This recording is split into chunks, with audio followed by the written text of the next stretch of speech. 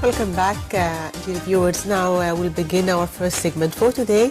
And as we said earlier that we are going to talk about the central bank's decision to depreciate the Egyptian pound against the US dollar. We'll try to know the impact of this decision on the Egyptian economic market and also on the stock markets. And to shed more light on this issue, we are joined here in the studio with Mr. Ahmed Abdelmoghny, international economic expert. Good morning, sir. Good morning. Good morning, sir. And let me first of all ask you, how far will this affect the Egyptian market? And when I talk about the Egyptian market, as we were discussing off air, the most important part, we are talking about the citizen himself. How far will this affect us? There are short-term impacts and long-term, medium to long-term impacts. The short-term is really moving the currency to the real value. The real value meaning the consumer, when he makes an import, he pays the real value of the dollar.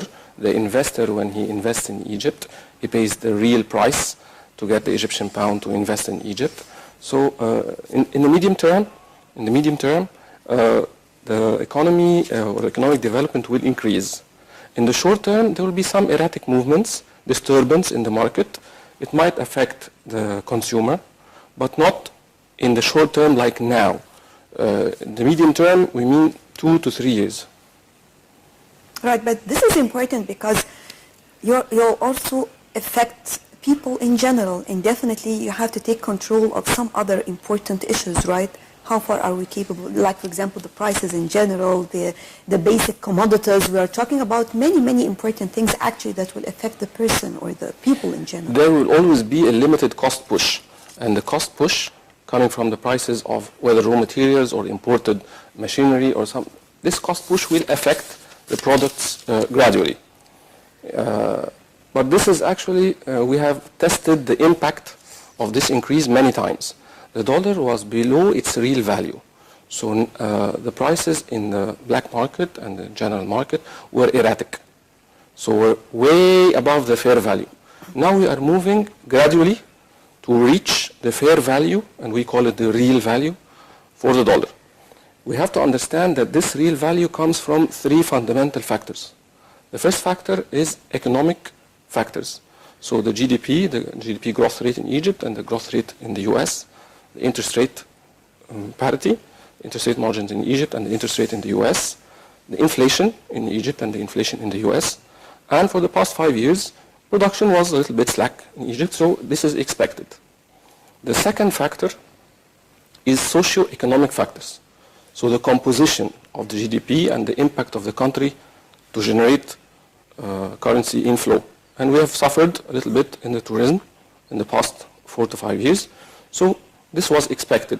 So the dollar should move to its real value.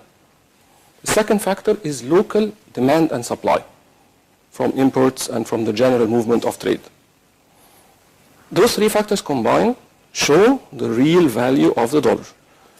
What's the role of the government and what's the impact on the people? The government should always focus on moving the price closer to the real value to protect investment. This is the first thing that the government should work on. Now the price is going in the right direction. It's moving towards the real value. This will facilitate the movement of investment to come in Egypt. The second point that the government should work on is currency availability. And for the past year now, the central bank is working on improvement in the currency availability. It has done quite a good job, but still we have like another maybe 6 months, put more controls on the market to improve the currency availability. The third phase that the government should start working on is improving the ease of entrance and exit of foreign currency. We have to take measures to increase the confidence for the investors and for the general trade community that when they need foreign currency, they can have it. When they want to import, they can import. When they want to invest in Egypt, they can exchange their currency at the fair value. To what extent this decision will help in eradicating black market? We estimate that currently maybe 40 45 to 55% of the black market has stopped. Yes. We need at least another 50% of effort to reduce the black market, but there are two factors. The first factor is the real value of the dollar, and we are significantly improving on this factor. So maybe we estimate the dollar value to be between 9.2 and 9.4. So we are now at 9. Yes. Now we are at 9 in the central bank. So we are closer to the value that is moving in the black market. So we are reducing the gap. This is the first factor. The second factor is there should be, apart from the monetary policy, there should be some measures to control the availability and the exchange of the currency in the market. This can be overview. Some of them could be just controls to be put on currency exchange, movement in the currency, deposits in the bank, and there are some countries that had similar problems like what we faced in the past 3 to 4 years, and they installed certain measures. I'll give an example in Algeria, for example. Algeria has set a certain timing for availing foreign currency and doing out-of-country payments. They said 45 days for imports of raw materials and products. They said 90 days for repatriation of dividends. So if a company is working in Egypt and they want to repatriate certain amount of dividends, they make a claim now to the banks, but they send the money after 3 months. This 90 days, even if it's a long time, but at least there is a system, and they are confident in the system. This will help on 2 points. The first point is making an assessment of the demand and the supply, and arranging the necessary funds commensurate with the interest that we need to pay on government bonds and international bonds and what have you. This helps in planning. And the second point is the confidence. There has to be more confidence from the trade community and from the investment community that we are capable of planning the movement of currency in the market. So to what extent the CBE recent decision to curb non-essential imports help also in solving the dollar crisis? This is one of the controls, the short-term measures that are taken. And this, I will not say perfectly done, but I will say it was done in a good manner. So the system was put, they made monitoring of the real supply and demand, and they increased the amount of injection in the market. The injection used to be, the bid was $37 million, twice or 3 times a week. It increased to $500 million. So here is a give and take. Assessment of the real need, the supply and demand, and changes in the controls to make an impact. Okay. Well, every now and then we face this challenge, actually. This is not the first time. We know that, yes, it reached 10 pounds, actually, but talking about the point of the exchange rate when it comes to the Egyptian pound and the dollar. So taking such measures, or do we expect more measures? For how long will it be stable, just as you mentioned, and then we will face it again? Or can we work on measures just as mentioned, long-term and short-term, actually, because definitely we don't want to increase more in the future. For how long are we going to stay stable, for example? Good question. The important here is that we need to understand our system and the decision of the Egyptians as a country and as a government. What is the decision? The decision here is we are a managed float system. We are a managed float system. We are not a complete free float, and we are not 100% pegged currency or fixed exchange rate. Being a managed float, we react to changes. We react to changes in the global socio-economic factors and some political factors affecting the currency, and we take the necessary measures. We are coming from troubled times. So after revolution, there were some troubled times. The market was not static and was not systematic, so that you can make medium to long-term projection. So you take short-term measures, and we are somehow successful in the short-term measures. Now the market will be closer to stabilization. Stabilization is not 100%, of course, but we will improve our ability to make projection on the short-term demand and supply. So we can take long-term measures. This will need time, probably by the end of this year. But will the normal citizen will be able to bear all this? Actually, they need to understand... Because this must be taken into consideration. Just as you mentioned, for example, the role of the government, they have to support the investor and to open the way, to pave the way for the investors. But in the meantime, we have to save the citizen himself, because definitely he will be suffering more. You have to control the price of the basic goods, and you will never be, don't tell me you will be, you will never be able to control the prices, because it has to do with the demand and supply. And every day you will find some increase in the prices, not only prices in the basic commodities. We're talking about fees of everything. Whether we are, sometimes you cannot control, for example, medical treatment. If you're going to a private clinic, the fees of the schools, you have a lot of things that are really affected by this measure, or by the price of the dollar in general in Egypt. How far can you control this? You cannot control humanity, actually. I will put it like this. You are correct. The controls is not very straightforward, and it is difficult. But here is the role of the government as well, to balance the impact of the cost push that will, at the end, affect trade, consumption, and investment. But this cost push needs to be regulated by direct and indirect measures. The direct measures, like decisions of the central bank, for example, to eliminate payments in foreign currency for services that are done in Egypt, for example, so as not to push Egyptians to need to avail currency and have to pay in Egyptian in dollars. This is direct measures. The indirect measures come from the control on the general price inflation.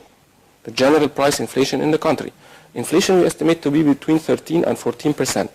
There are now certain indirect controls that are done by the government to reduce the level to 11 and 10%, which is the official rate that was in 2010. Also, the Central Bank of Egypt has lifted the limits on foreign currency dealings by individuals and corporations. So to what extent this move will encourage investors to come back to Egypt? This is a very wise move, and they have taken the time to analyze the need to assess the ease or reduce the controls. Yes. The very important point for any investor is always confidence. Confidence in the central bank that they will keep the value of the currency closer to its real value. Yes. Confidence in the central bank, they will put the necessary measures to make the currency available. If they want to repatriate, for example, their dividends or their profits, they make the currency available if they need for their investments and projects in Egypt to import machinery or what have you for the project. This confidence, this level of confidence increases when they see and touch that the central bank is taking the accurate measures and taking the right decisions, but at the right time. Yes. Maybe 6 months ago, we could not keep the movement in the currency in the banks to be 100% open to supply and demand. This would be irrational because the market was not stable. Now we are moving closer to stabilization. It's not 100% stable yet, but we are moving closer. So we can ease the controls. It's a very good move. So, talking about the investor, definitely the most important part for the investor is the exit, not when he wants to work or when it comes to business. So, just as you mentioned, yes, we have many measures taken, and we are talking about giving more facilities and giving the stability for the investor, the stability of the environment in general. But again, do we have measures to guarantee that whatever will happen in the future will not affect these measures, or anyone who will come after? You will not say that this is something that happened in the past and now we are facing some new challenges actually, so we have to change, or the investor will face some other things, because definitely always the one who has the money will have a shaky hands. Of course. This is a very critical point. Actually, this is the most important point when it comes to... This has always been the point, actually, that you bring the investor and he works and you give him all the facilities, and after a while, maybe the government will change, maybe anything will happen. So after this, you will come and discuss with him and talk, negotiate about things that you already gave him and you already agreed. The state agreed on something. So we must not do anything. This is correct. Yes, it's a decision. This is correct. We have been working with investors all over the past 4 to 5 years to try to improve the investment climate, to help support the government and also to support private business. Particularly last year in the Egypt Economic Development Conference, we had close direct discussions with investors. What are your needs? What are your demands? What sectors do you want to focus on? What are your problems? So ease of entry and exit of the foreign currency, of course. This is on the top of their priorities. And there are pretty straightforward solutions and some solutions that need time for study and review. The central bank and other organizations in the country that are involved with determination of the exchange rate and the ease of entry and exit of currency are now working on the solution. Now it's been a year from the Egypt Economic Development Conference, and they have set short-term to medium-term measures. The short-term measures that we need to see, they are under study now, but we need to see them, is that just announcing a system for the exit or the ease of exit of foreign currency. We give it just a quick example. It can be 45 days to import goods. It can be 90 days to repatriate dividends. This can be 6 months, whatever, but we need to have a clear announced system. Having a clear announced system on the repatriation of dividends will increase the level of confidence. So can we first explain to our viewers what triggered this crisis from the beginning? The trigger of the crisis has to come with local and international factors. The price of the US dollar is somehow related to global social and economic and political factors. So it's not only the situation in Egypt? No, of course. The price of the dollar was, the euro was 1.4 against the dollar a couple of years ago. Yes. Now it's almost 1.05. Yes. So this pressure is increasing over the past, specifically couple of years, because of many changes. There are political factors between the US and certain nations in our region and in other regions abroad. Yes. Some countries have taken intentional decision to devaluate their currency to be able to export to the US, like China, actually to export to the US and the rest of the world, of course. They are intentionally depreciating their currency. Some other regions, like the European community, have internal economic issues. So their currency is being weakened against the dollar. In our region, for example, we are much affected with the price of oil. The oil is a major component of the GDP and the income of several countries in the region. Yes. With the reduction, severe decrease in the price of the oil, comes a lot of weakness in the currency. It depends here on the ability of the country to change the components of the GDP. It's not that easy for the Gulf countries, of course, to move to different kinds of GDP. It is not easy for Egypt as well to regain the lost income from tourism.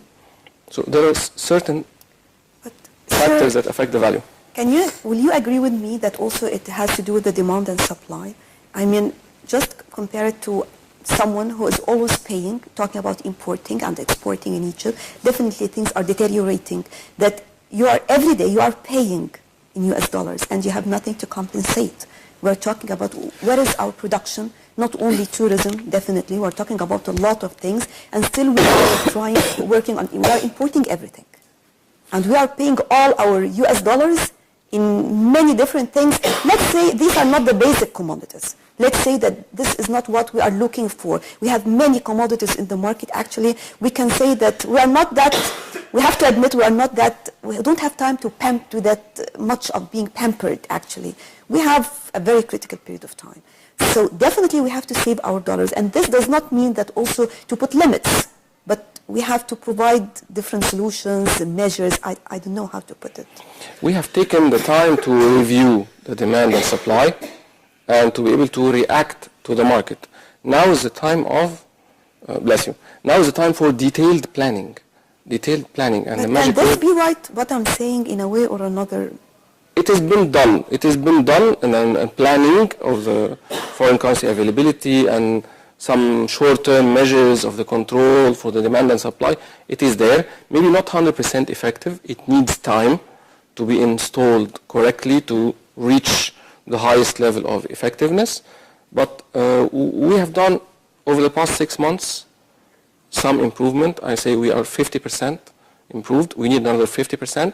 We estimate another 9 months to the end of the year to install all the controls to improve the effectiveness of the impact on the supply and demand.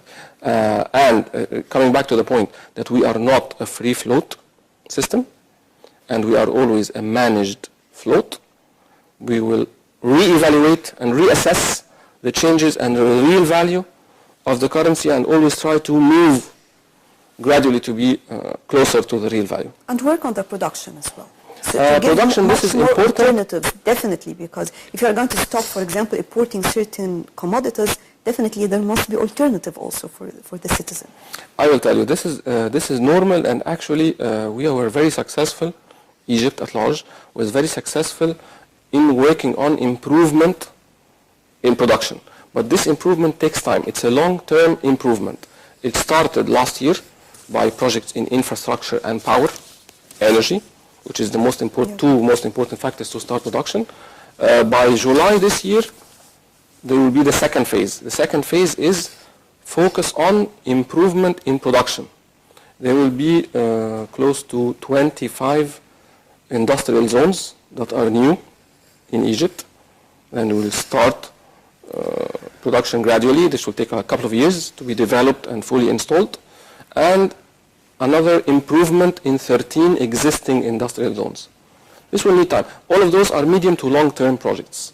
The impact on the society will not felt immediately, but we see it because we test the global structure of the economy. When we see investment channeled to infrastructure and power, we can rationally estimate improvement, for example, in end of 2017 and end of 2018. We see the economic cycle. Okay, Mr. Ahmed Abdelmoghny, international economic expert, thank you for being with us. Thank you. Now, dear viewers, we'll go for a short break and we'll resume the breakfast show, so stay tuned.